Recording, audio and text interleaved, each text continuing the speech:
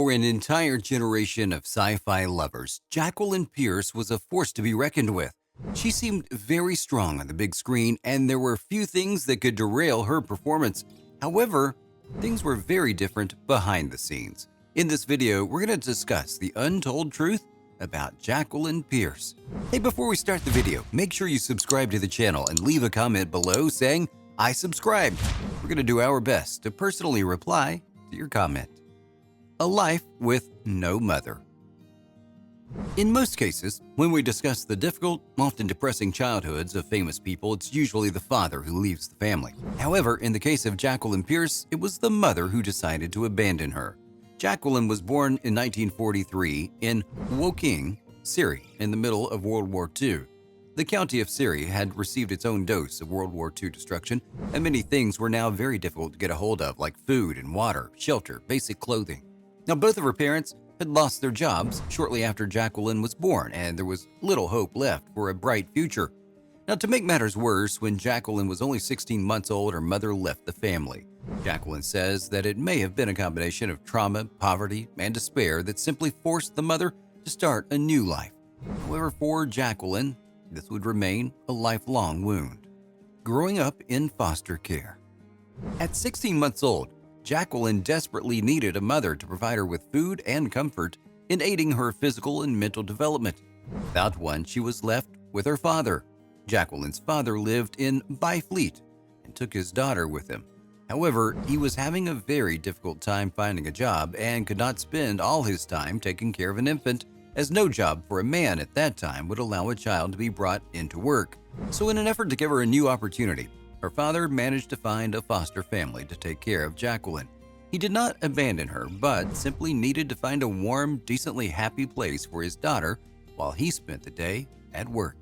Now, Jacqueline saw her father frequently, and as she grew up, she even spent time living with him during the holidays. Jacqueline has later said that although this was an extremely difficult period for her, at least she had one parent who had not abandoned her. Attending the Marist Convent School for Girls. Eventually, Jacqueline was able to attend the Marist Convent School for Girls, where she received her primary and secondary education. It was a good time for Jacqueline, where she met new friends and truly enjoyed her experience of being close to other people. During her time at school, she began to show a serious interest in acting. Her drama classes were her favorite time, and even her teachers noticed a hidden talent for acting in Jacqueline. Her teachers encouraged her to pursue the ambition and even helped her with tips on how she could enter a drama university. Audition for drama school. Jacqueline's ambitions were high, and she set her sights to the Royal Academy of Dramatic Art.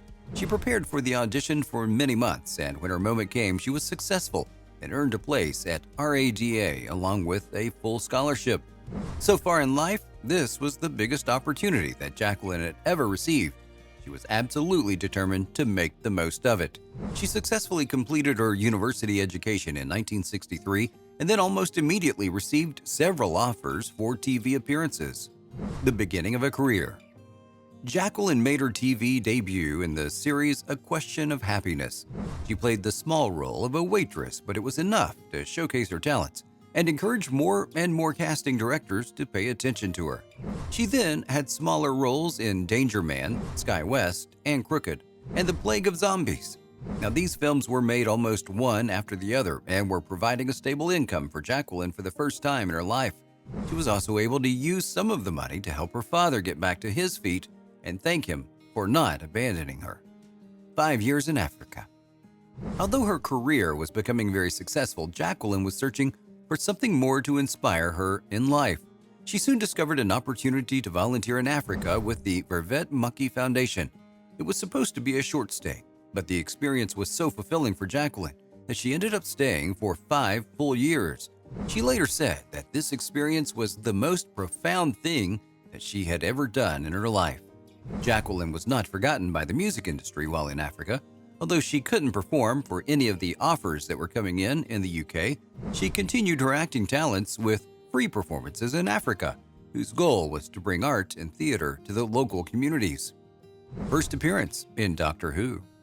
Now, after returning from Africa, Jacqueline made her first appearance on the hugely popular UK show Doctor Who. She played a dangerous, bloodthirsty alien. But her performance was much deeper than the simple description of her character. Jacqueline had a talent for difficult, scary characters with dark backgrounds, and the UK audience loved her immediately. Jacqueline stayed with the Doctor Who series for several seasons before departing to do other projects. She was severely missed by the audience, and there would be several petitions to get her back onto the series. A short marriage. Jacqueline was very much an introvert. She was not someone who enjoyed dating or spending time alone with other men. However, in 1963, she met actor Drew Henley. They fell in love immediately and got married that same year. However, the marriage was immediately off to a rough start. Married life did not suit Jacqueline's ambitions, and for his part, Drew was known to spend a lot of time away from home and with other women. Later, Jacqueline discovered that her husband had cheated on her with her own friend, Felicity Kendall.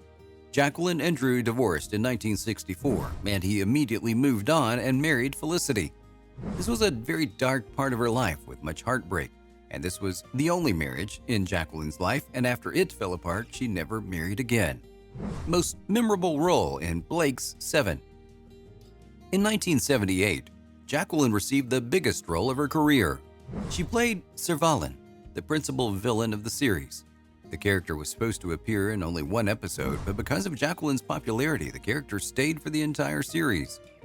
Servalin was a favorite character of an entire generation of sci-fi lovers. Jacqueline had fans from all over the world who not only loved the character, but also the many acting talents of Jacqueline. Once Blake's 7 was over, Jacqueline appeared in several other movies such as The Bourne Identity, The Philanthropist, and Man in a Suitcase. Death in 2018. Jacqueline was admired by her peers for her entire life. Kate Winslet often remarked on her close friendship with Jacqueline and praised her for her talents and determination in the business. Sadly, Jacqueline developed lung cancer in 2016. Although she battled the illness for as long as she could, she ultimately died in 2018 in her home in Lancashire. Many famous actors sent their condolences. So which movies caught your interest the most? Were you a fan of Blake's 7? Let us know in the comments below, and check out the next video in this series.